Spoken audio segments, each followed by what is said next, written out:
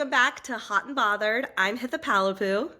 I'm Laura Brownstein, and we are here to talk about romance novels and resistance. And the fact Yeah, that we were read without even talking about it. we did not plan this, but we are also so happy about it. We did plan the pink chair couch situation though, so we hope you Yeah. like this new set and thank you for bearing with us as we figure out how to get better quality video and audio and give you the experience you deserve. Thank you, Riverside. Okay, Laura, what are we what going to are talk about? you reading or what book do you want to talk about today? This is the novel that got me started on romance novels. It came out in the 80s, A Knight in Shining Armor by Jude Deveraux, and it involves many of my favorite things, including going back in time and forced proximity and having to solve right a big wrong together. Years before Outlander, I think was even written, but long before it hit TV, certainly. This was a story about a woman who goes back to Middle Ages in England and meets her true love, and he's a knight in shining armor, and it's so sweet, and I love it. This book is completely new to me, but when I looked it up after you mentioned it, I was just like, oh my God, where has this been my whole? Please, like, give us the summary, but also your why on why you love it so much. Quick summary is that the main character, Douglas, has a terrible boyfriend and then meets a man who thinks he's from the Middle Ages. And is he her knight in shining armor? And I love it because I love things where people go back in time to find their true love or go forward in time. And Douglas, of course, finds her inner power and strength throughout the course of the book. And it's super romantic and a little steamy, and you're like cheering for them to save the day. So I love it. So do you know there's a Netflix Christmas movie, kind of with the same theme called A Night Before Christmas, Oh, with KNIGHT. Vanessa Hudgens? The queen of Netflix Christmas. Like, I I mean, a need, Princess Switch and a Princess Switch 2, modern classics. and three. The third one is my Three favorite. pushed it a little bit for me, I gotta be honest with you. Three, I felt like it might have jumped the Princess Switch shark. See, as someone who really enjoyed the film Entrapment at too young of an age, I do love like any moment with like a laser security grid. So like a Tom Cruise like floating above Mission Impossible. Very much enjoy Vanessa Hudgens Netflix films, and I feel like this book is right up my alley. I haven't done too much time travel or one person out of time before, so that one is going to be on my list. And I also We'll love talk talking. about Outlander. We'll do another one totally about Outlander. Are you an Outlander person? I'm not. I am a Discovery of Witches girl. I do that too. But I did start reading the Outlander books in the 90s. So you're just an OG when it comes to these books. And I do love that there's so many backlist titles that we love just as much as the new release coming out. Totally. And it's good for you guys because if these are all finished series, you do not have to wait with bated breath the way we are for the fifth book, the fourth Yes. book in Empyrean, the Mm. next Qatar whenever it comes out, all of that. All right, Heather, what are you reading right now? So I just finished an advanced copy of a forthcoming book. It comes out this spring.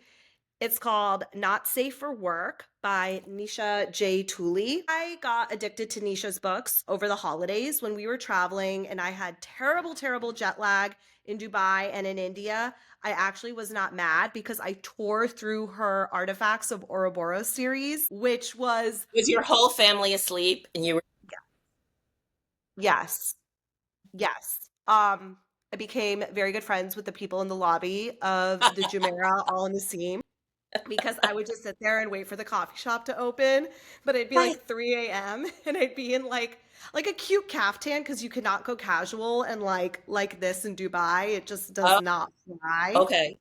But Yes, is Dubai. it like I could go full, like I could do this kind of like You would fit in beautifully, and then I just had like on a great. I threw on a daughters of hat. India, huge fan of this brand. Do you have any of these? I don't, but I have things like that from India.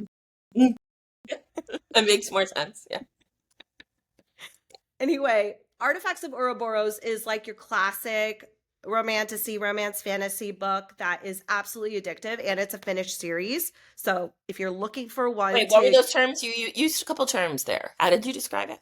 I said romantasy because I know that's the Yeah. term you use. I go fantasy romance or romantic fantasy. Maybe I Okay. should just embrace romantasy. You don't have Get to. my So hopes up. this is a romantic fantasy? This one is not. Sorry. Artifacts of Ouroboros is, and she has another, the Oh, Nightfire Quartet, which is another finished romantasy series. This is her first contemporary book. I think it's a mark of a very talented author when their completely different genre still is 100%. absolutely superb. So in this book, the main character, Triss, she's an engineer at a large engineering firm, someone who's kind of keeps butting up against the glass ceiling. And she's picked for this leadership retreat, like kind of celebrating the top talent at the organization, along with her nemesis in the office, who appears as a Nepo baby, who appears to hate her.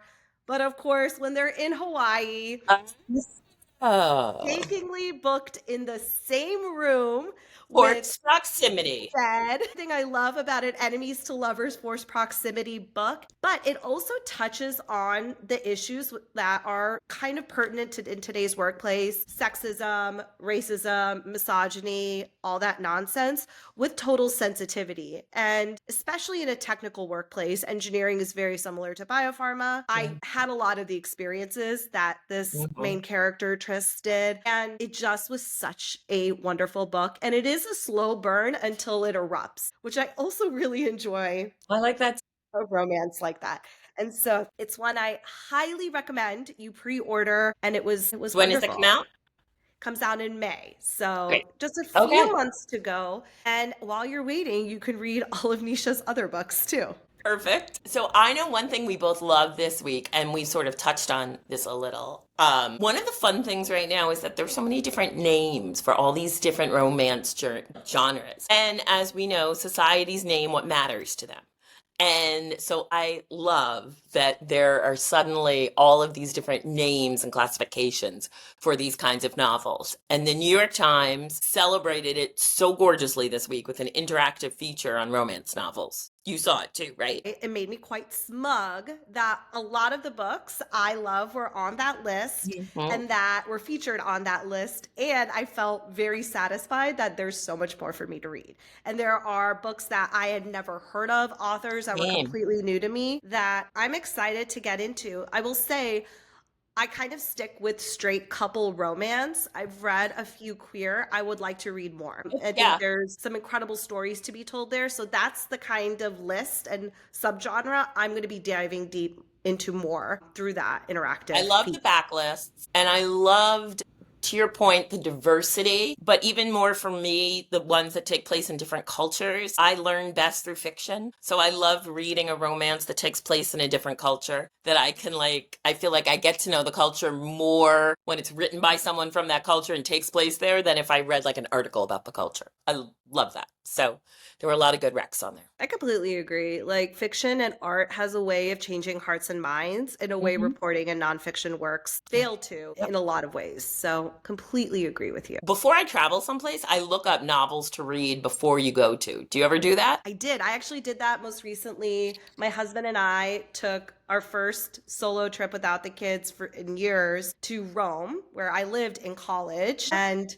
it was wonderful. We all know Kate Quinn from her World War II Yeah. focused novels, but she has a whole two Rome series, the Oh, Empress I of didn't know Rome that. series, and another one set during the Renaissance Holy Roman Empire time. So I read Empress of Rome because my senior thesis was focused on ancient Rome and specifically obelisks as symbols of personal and imperial power. So Empress of Rome was amazing. I think it did a phenomenal job of showing this era of history that typically has a very male lens to it from the women of that era's point of view. I could not put it down. So that's another book series I highly recommend. And I haven't read the duology that followed later on, but I'm going to save that for the next time I go to Italy. So that leads me directly to the question, if you studied Rome, are we at the fall of Rome right now? Yeah.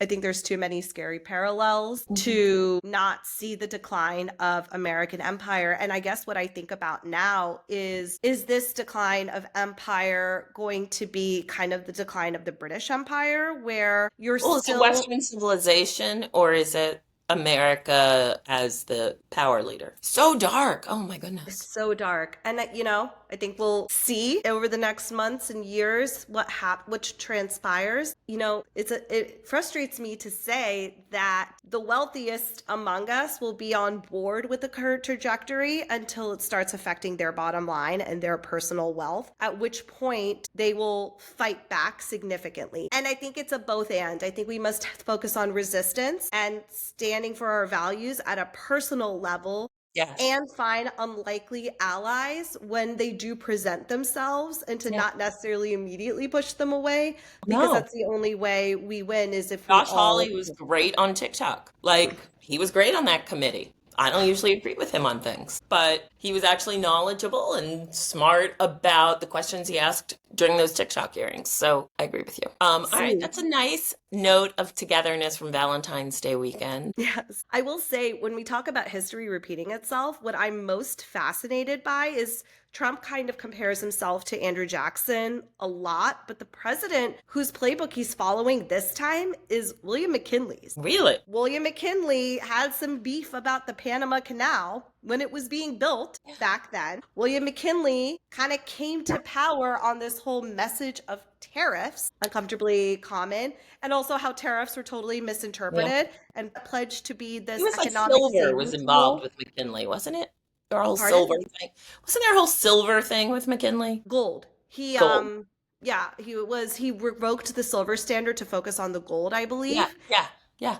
And then he came to power with the support of a lot of robber Oh, yeah. barons and that oligarchy. So there So are some I think scary. of Trump as Lindbergh, the sliding door. What if Lindbergh had won in the feast moment? I could see that too. Like scion of a wealthy family who likes to flirt with dictators. I guess what gives me some comfort, if I Mhm. can find it in these crazy times, is if we survived them, we can also Great. hopefully survive this. Mhm. And Trump loves his allies until he hates them, and he always ends up hating them. You're So right. while Elon is, his latest sweetheart, I have to think like Elon's kids saying, "Get out of that chair, you're not the president," in the Oval Office might hopefully hearken a sign of the beginning of the end for the Or purchased maybe presidency. Grimes will, like, I don't know, say, please stop parading my child around. I'm curious to read what their custody agreement looks like. Okay. Okay. Pivoting to other things like making us hot or bringing us joy.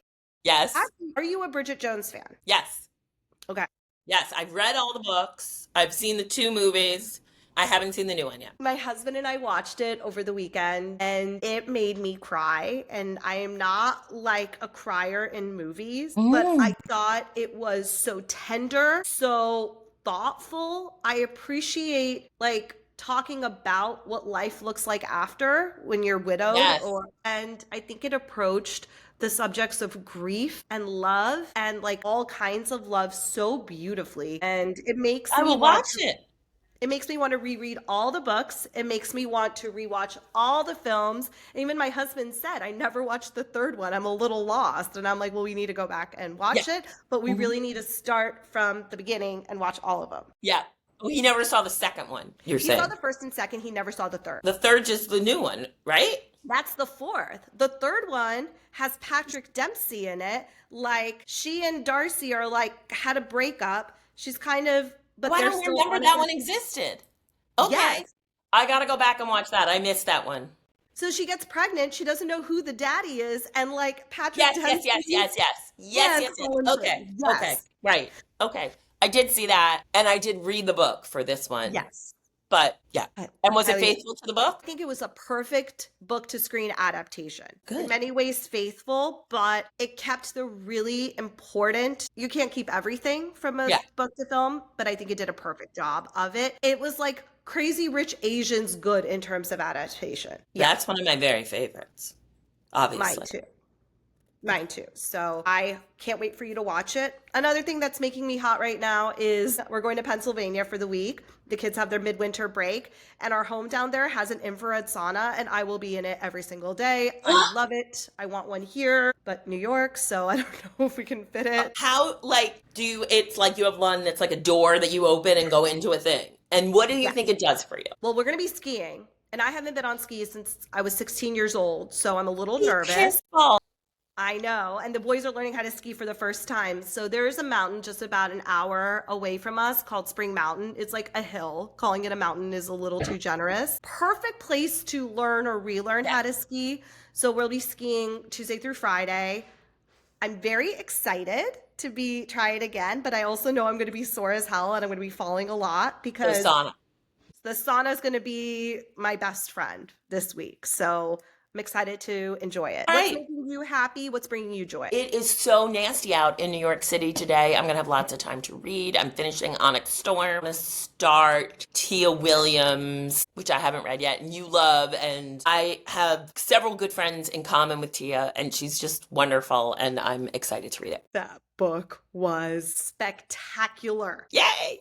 Spectacular. And by the way, given what you said about A Knight in Shining Armor, it is completely up your alley. And that's I all I'm can't going to wait. say. Okay. All I'm going to say. All right. We'll see you everybody soon, and let us know what you're hot and bothered about. Yes. Talk to you all soon.